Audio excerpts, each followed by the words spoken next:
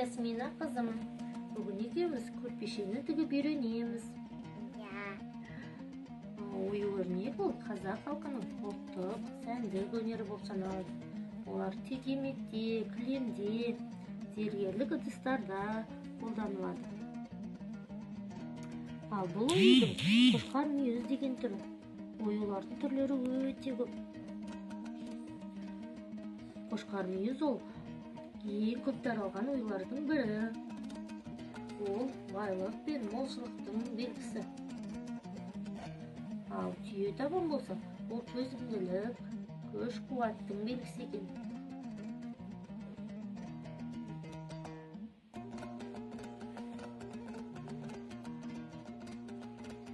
Сәлеметсіздер ме? Сәлемет. Қалың қалай Ясмина? Сәлеметсіз бе, төрлетіңіз. Сәлеметсіз, рахмет. Ясмина, сен анашыңа көмектесіп отырсың ба? Я. Жарайсың. Сен көрпеше тігіп отырсыңдар ма?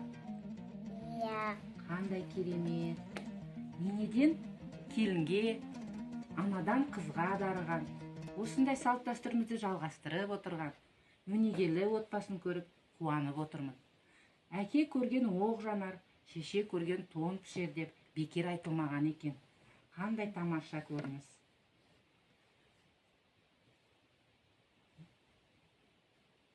Ұяда не көрсе ұшқанда соны ілер деп те қазақ бекер айтпайды ғой. Ертең өскесін сіздің жолыңызды жалғап, осындай үлкен-үлкен көрпешелер тігіп отырғанын көресіз. Қандай керемет. Әне қызым, қалай шығып жатыр сенде? Әкеле ғой көрейін. Өте керемет. Жарайсың. Тәрбие отбасынан басталады деген осы емес пе? Бәрекелді Ясмина.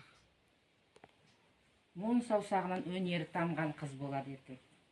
Тамаша. Рахмет.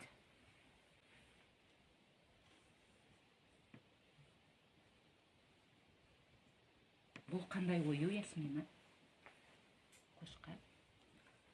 Қошқар мүйіз ою, иә? Бұл қандай түсті ою? Сары. Тамаша, сары.